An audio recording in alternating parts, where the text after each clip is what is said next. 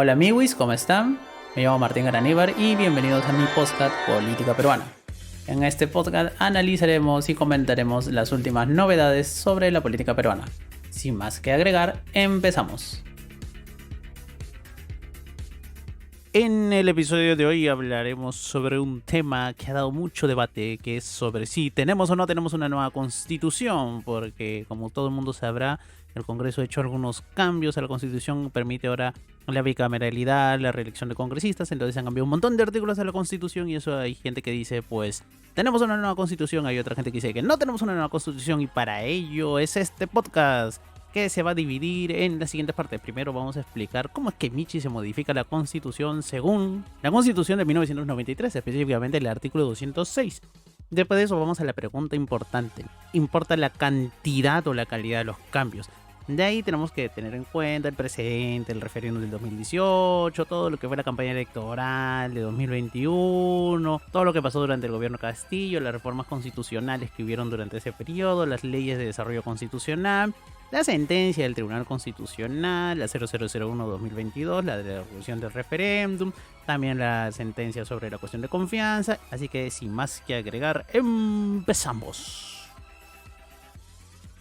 En primer lugar, para reformar la Constitución tenemos que irnos al artículo 206 de la Constitución, que dice literalmente lo siguiente. Artículo 206. Toda reforma constitucional debe ser aprobada por el Congreso con mayoría absoluta del número legal de sus miembros y ratificada mediante referéndum. Puede omitirse el referéndum cuando el acuerdo del Congreso se obtiene en 2 legislaturas ordinarias sucesivas con la votación favorable en cada caso superior a los 2/3 del número legal de congresistas. La reforma constitucional no puede ser observada por el presidente de la República. La iniciativa de reforma constitucional corresponde al presidente de la República con aprobación del Consejo de Ministros a los congresistas y a un número de ciudadanos equivalente al 0.3% de la población electoral con firmas comprobadas por la autoridad electoral. Traducción, ¿qué significa esto? Pues muy sencillo, significa que para que se apruebe una reforma constitucional, mayoría absoluta equivale a 66 votos, mayoría calificada equivale a 87 votos. Entonces, para que haya una reforma constitucional, por ejemplo, si se aprueba en una única legislatura con 66 votos, entre 66 y 86, sí o sí esa reforma va a referéndum. En cambio, para omitir el referéndum, que es lo que hizo ahora el Congreso, que se necesitaba mayoría calificada, esto es 87 votos, y que lo consiguieran en 2 legislaturas. Por eso se saltaron el referéndum. Ahora bien, ¿el Congreso puede hacer estas cosas? Sí, sí pueden ellos mismos reformar la Constitución y saltarse el referéndum. Y ahora va al segundo punto, ¿no? Entonces, para saber cuáles son los límites que tiene el Congreso y todo esto, pues aquí viene lo importante, ¿no? Importa la cantidad o la calidad de los cambios. Entonces, aquí nos tenemos que remitir a doctrina y sentencia del Tribunal Constitucional cuando te dicen de que las reformas que puede hacer el Congreso pueden ser una reforma parcial o una reforma total de la Constitución. ¿Esto qué significa? Que el número de artículos que se modifican no tiene nada que ver con que si la reforma es una reforma tal cual o si estamos hablando de una nueva constitución. Entonces, ¿qué significa? Que como ahora han modificado más de 50 artículos de la Constitución, en principio esos 50 cambios no implica de que estemos hablando de una nueva constitución, sino que tenemos que ver más el fondo del asunto, si es que esos cambios en sí rompen el esquema de división y separación de poderes y equilibrio y cooperación entre los distintos poderes del Estado, que es lo que estableció la Constitución del 93 y diversas sentencias del Tribunal Constitucional. Para eso vamos a llegar más adelante todavía, porque esto es solamente como que un intro. Entonces, a la pregunta de que ¿basta el número de artículos modificados para hablar de que estamos hablando de una nueva constitución? Pues no, la respuesta no. Entonces ahora sí, nos vamos a los precedentes. ¿Y en precedente de qué estamos hablando? Pues del referéndum. El referéndum del año 2018 fue muy importante. ¿Por qué? Porque se preguntó justamente sobre esos temas. Si queríamos reelección, si queríamos bicameralidad, si estábamos a favor de la Junta Nacional de Justicia. Y ya me olvidé la cuarta pregunta. Pero, en fin. La cosa es que se preguntó sobre estos dos temas importantes, sobre la reelección de congresistas y bicameralidad, y un aplastante 87% dijo que no. Entonces hay que tener en cuenta de que si bien un referéndum, o sea, el resultado de un referéndum no bloquea para siempre la posibilidad de reformas constitucionales, pues es algo a tener muy en cuenta para saber cuál es el mood de la población, de la gente, de la ciudadanía respecto a esos cambios, ¿no? Y esa mayoría aplastante pues no quería los cambios.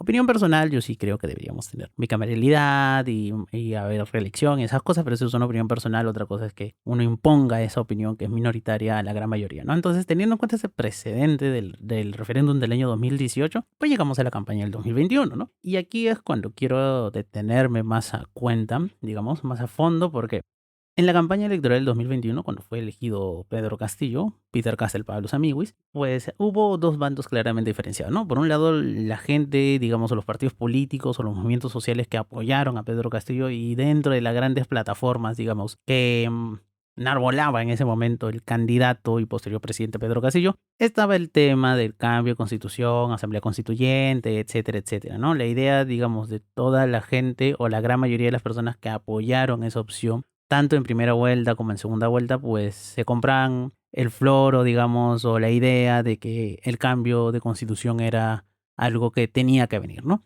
Por otro lado, digamos, la oposición a Peter Castell, pues más que nada todo el bloque de las derechas, se afanó en una férrea y cerrada defensa a la Constitución de 1993. Entonces, obviamente, digamos, el gran argumento que ellos usaban para atraer el voto era de que se tenía que defender a capa de espada la Constitución del 93 contra, digamos, la aventura, ¿no? O la amenaza comunista, cuasi terrorista que representaba Pedro Castillo y el cambio de constitución, ¿no? Es más, recordemos a la gente, a los amiguis estos de las derechas, Cabero, Gersi, Tudela, ¿no? Recolectando las firmas para impedir una asamblea constituyente, ¿no? Para que la constitución bloquee una asamblea constituyente. Ya eso, un tema, digamos, si lo vemos más por doctrina, todo eso era un sinsentido, ¿no? Pero en fin, digamos, ese fue el gran argumento de las derechas para atraer voto, ¿no? Era el choque de ideas. Por un lado, Castillo y quienes apoyaban a Castillo, más que nada las izquierdas, pues decían cambio de constitución. Y la gente que apoyaba a Keiko, en la segunda vuelta estamos hablando obviamente, y las derechas que estaban tras de Keiko, pues estaban con la idea de defender la constitución. Entonces hubo este choque de ideas, ¿no? Al final ganó obviamente Castillo, porque es obvio, ganó. Y bueno, entonces en teoría iba a haber ese cambio, pero al final no hubo el cambio, etcétera, etcétera. ¿Por qué no hubo este cambio, no? Justamente por las reformas constitucionales y las leyes de desarrollo. Entonces acá empieza, digamos, a analizarse más a fondo y ver que, digamos, estos cambios que han habido ahora último vienen de más atrás, ¿no? No es que solamente haya habido el cambio del 50 artículo de la Constitución para permitir la bicameralidad y la reelección, sino que hay varios cambios que vienen de atrás. Uno, por ejemplo, fue el que limitó o reguló, digamos, esta fue una ley de desarrollo constitucional, que limitó el tema del referéndum, que se fue al Tribunal Constitucional. El Tribunal Constitucional pues no decretó la inconstitucionalidad de esa ley, por tanto la avaló. Otro, por ejemplo, el tema de la cuestión de confianza, ¿no? Entonces acá han habido varios cambios que ha estado, digamos, en opinión de muchísimos juristas, muchísimos constitucionalistas, pues ha estado destruyendo el sistema que ha estado imperando en el Perú durante los últimos 30 años. Y pues ha habido esta suerte de equilibrio de poderes, ¿no? No hay, digamos, la Constitución ha sido muy clara y también varias sentencias del Tribunal Constitucional en el que nos dicen de que no existe un primer poder del Estado, ¿no? Entonces, cuando uno escucha a varios congresistas, o al presidente del Congreso, o a varios trabajadores parlamentarios decir que el Congreso es el primer poder del Estado, pues están hablando roca y media, ¿no? Porque no existe ningún poder superior a otro, ¿no? La Constitución del 93 y todo lo que se ha desarrollado por doctrina y por jurisprudencia del Tribunal Constitucional, pues nos dicen de que no existe un poder superior a otro, no hay un poder subordinado a otro. No es que el Congreso pese más que el Ejecutivo, ni el Ejecutivo pesa más que el Congreso, ni el Poder Judicial pesa más que el Congreso o el Ejecutivo. Los tres están al mismo nivel y por eso hay una serie de contrapesos y cooperación entre todos los poderes del Estado, porque no existe de por sí ningún poder superior, ¿no? Otra cosa es que el Congreso últimamente, especialmente este Congreso, digamos el que empezó con Castillo el de 2021, pues se ha creído eso de que son el primer poder del Estado, lo resaltan a cada rato, lo dicen a cada rato, esa gente realmente se lo cree, y con los cambios que ha habido, por ejemplo, limitando la cuestión de confianza, recordemos de que esa ley que fue avalada por una sentencia del Tribunal Constitucional porque no declaró la constitucionalidad de la ley, pues dice de que cuando se quiere presentar una cuestión de confianza, la evaluación de si procede o no dicha cuestión de confianza la hace el propio Congreso. Antes de esa ley, cuando un ministro o el primer ministro planteaban cuestión de confianza, pues no se debatía nada, ni siquiera estaba a trámite para decir si era una cuestión de confianza o no era una cuestión de confianza, sino que simplemente planteaba la cuestión de confianza, era agenda prioritaria en el pleno y se tenía que poner en el más breve plazo, pues fecha para debatir la cuestión de confianza y dar el voto o no a la cuestión de confianza. Si era un ministro el que proponía eso, digamos cualquier ministro, pues simplemente si no le dan el voto de confianza, pues caía ese ministro y ya estaba, ¿no? No pasa nada. Pero si era el primer ministro o el presidente del Consejo de Ministros, como se llama también, el que planteaba esa cuestión de confianza y era rechazada, pues se producía la crisis total del gabinete. Y recordemos que también la Constitución nos indica de que el presidente está facultado para disolver el Congreso en caso de que se rechace o se dé la censura a dos consejos de ministros. Entonces esto es muy importante, ¿no? El Congreso aprendió las lecciones de la época de Vizcarra, en el que ¿se acuerdan? Cuando Salvador del Solar planteó la cuestión de confianza y se demoraron un montón y hubo la denegación fáctica y toda esta cosa. Pues ya eso, por ejemplo, el TC lo avaló, dijo que estaba bien, todo bacán. Y obviamente ya después, cuando el Congreso dijo, bueno, para evitar estas vainas a futuro, ¿no? Para evitar el peligro de que nos disuelvan constitucionalmente, pues vamos a regular esto, ¿no? Y ahora a quien corresponde, digamos, la clasificación de si procede o no una cuestión de confianza del Congreso. Entonces ahí ya estás delimitando una gran herramienta que tenía el Ejecutivo para justamente, digamos, hacer este tema de los contrapesos, ¿no?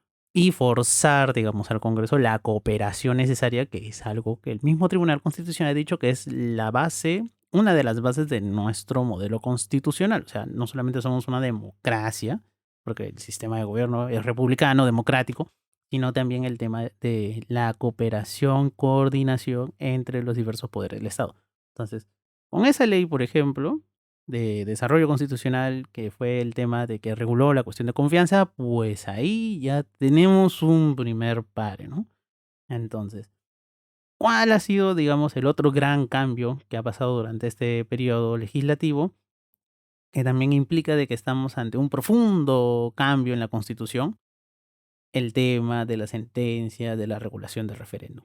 Ese es otro tema y ahí también el Tribunal Constitucional, en una sentencia bastante didáctica, pues explica cuáles son los diferentes, digamos, las diferentes formas por las cuales puede haber cambio constitucional, ¿no? Dice que es un poder constituyente originario, cuál es un poder constituyente originario refundacional, que es un poder constituyente derivado, etcétera, etcétera. Eso es algo que vamos a desarrollar en un toque.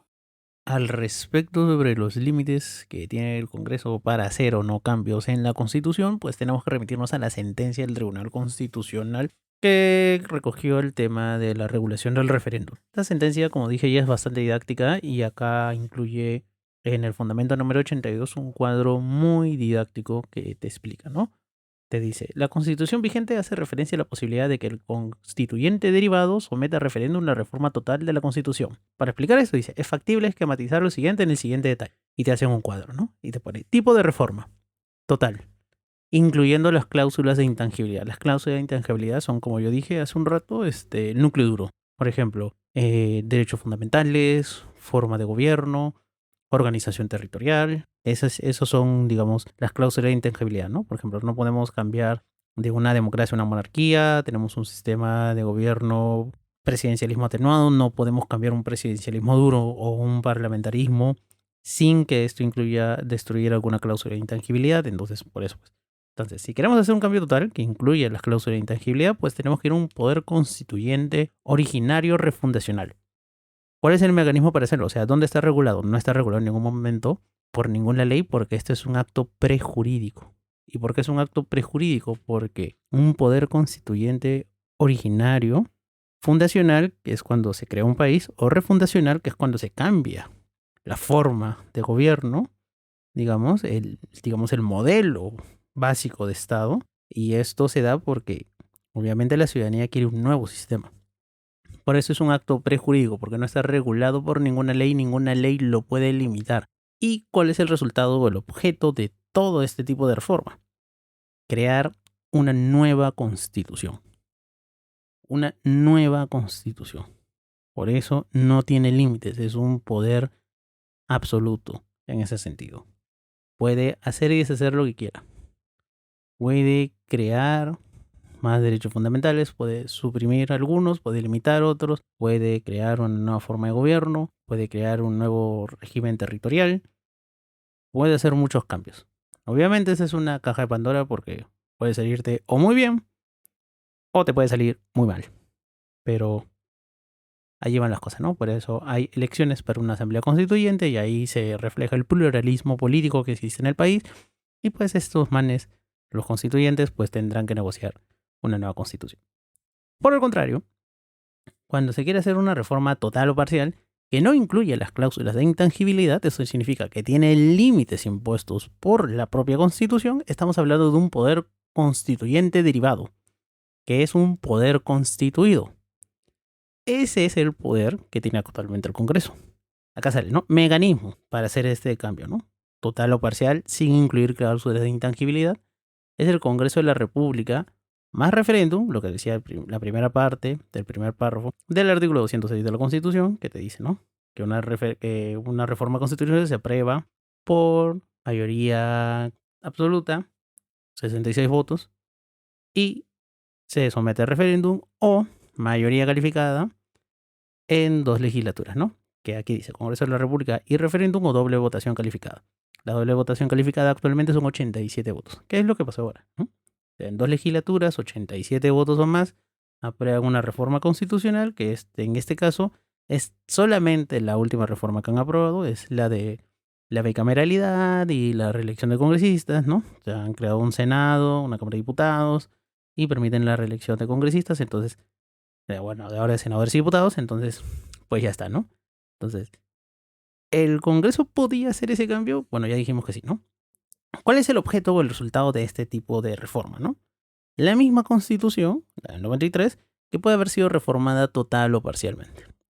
Entonces dice, así las cosas, esto es el fundamento 83, así las cosas, la Constitución Política de 1993 ha previsto que se lleve a cabo una reforma total o parcial a través del Parlamento, en combinación con una consulta popular vía referéndum, consagrando como alternativa la posibilidad de consenso generalizado en 2 legislaturas, ¿no? Entonces aquí ya estamos viendo cuál es el límite que tiene, ¿no? Entonces, recuerden, cláusulas de intangibilidad. Pero como explicaba hace un rato, obviamente, ¿qué es lo que ha pasado ahora último? Lo que ha pasado desde el año 2021, que es el periodo que estamos analizando en este podcast, es una serie de cambios en la Constitución sumado a unas leyes de interpretación constitucional, se podría decir, que regulan algunos derechos fundamentales sin seguir el mecanismo de la reforma constitucional, leyes de desarrollo constitucional, ese es el nombre exacto. Y además de ello tenemos producto de estas leyes de desarrollo constitucional, sentencias del Tribunal Constitucional que blindan estos cambios. Entonces, tenemos aquí un pack que es reformas constitucionales por un lado, leyes de desarrollo constitucional por otro y sentencias del Tribunal Constitucional. Entonces, todo este pack lo que nos da a día de hoy, que estamos ya abril de 2024, es que la constitución en sí, el modelo constitucional de Estado que teníamos, de un Estado democrático descentralizado, donde no había un poder superior a otro, pues ese sistema, sobre todo en el tema de la separación de poderes y de los pesos, contrapesos y deberes de cooperación y coordinación entre los diferentes poderes del Estado, pues ya no existe a día de hoy. ¿Por qué? Porque por diferentes sentencias y leyes que ha dado el Congreso, además de las reformas constitucionales, pues el Congreso actualmente, a día de hoy, el Congreso en la práctica es el primer poder del Estado.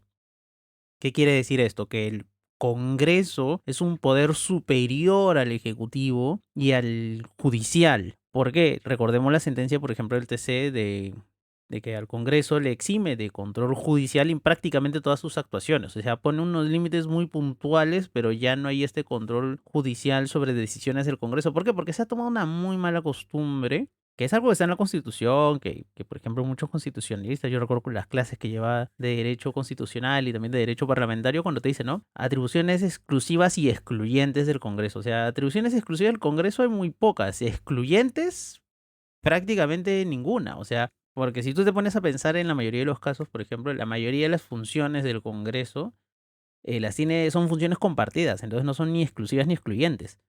La gran mayoría, por ejemplo.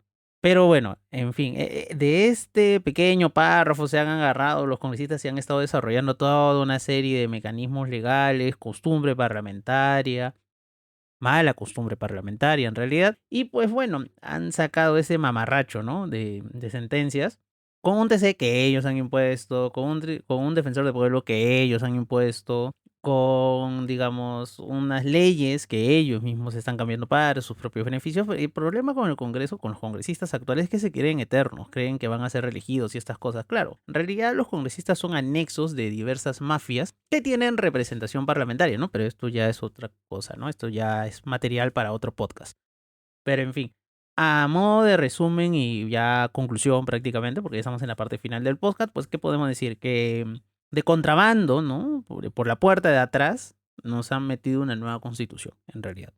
Y eso es la verdad, tal cual. No es que, como estoy repitiendo, no es que únicamente esta última reforma constitucional sea la que ha cambiado totalmente la constitución, como lo he dicho tanto al inicio y lo he ido desarrollando la idea.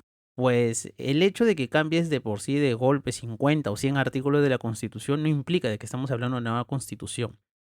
El número no importa en realidad. Como he comentado antes, ese núcleo duro de la Constitución, esas cláusulas de intangibilidad son las importantes. Y aquí está una de esas cláusulas de intangibilidad, que era este modelo de Estado, ¿no? De poder, de separación y coordinación y cooperación entre poderes, donde no había un poder subordinado a otro, pues eso ha desaparecido actualmente, porque ya hay un poder que es superior y subordina al resto de los poderes del Estado, que es el Parlamento.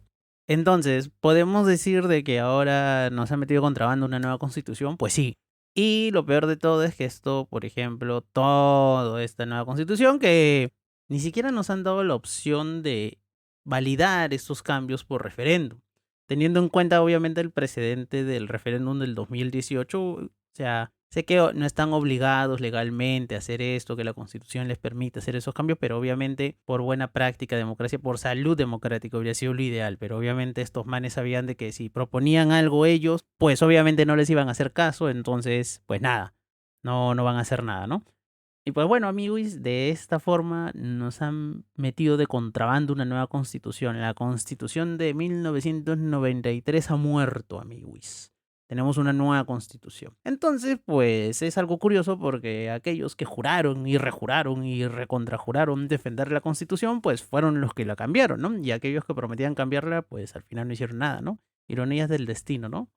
Pero en fin, ¿no? Obviamente ya acá más que un tema de ideología es un tema de mafias, como lo he dicho, ¿no? Los partidos políticos con representación parlamentaria, prácticamente todos los partidos políticos con representación parlamentaria en realidad son anexos de mafias, de las diversas mafias que operan en el país, ¿no? Por eso yo decía, y lo digo siempre en Twitter, estas mafias responden a un oligopolio corrupto, porque no estamos hablando de un único tipo de corrupción, son varios tipos de corrupción que conviven y coexisten y por eso son un oligopolio de la corrupción, que tiene representación parlamentaria. Y bueno, nada, amigos, eso es todo, ya sabes, nos han vendido una constitución nueva, ¿no? De contrabando, nos han estafado con eso. Y pues nada, ¿no? Ese es el episodio de ahora y pues nada, pues sacaré un episodio más adelante, ando súper ocupado. En realidad, por eso todos estos meses no he sacado ningún episodio, pero en fin, pues ya estoy aquí de nuevo. Y pues nada, amigos, eso es todo. Tengan un buen fin de semana, cuídense y pues nada, nos vemos en otra ocasión. Bye bye.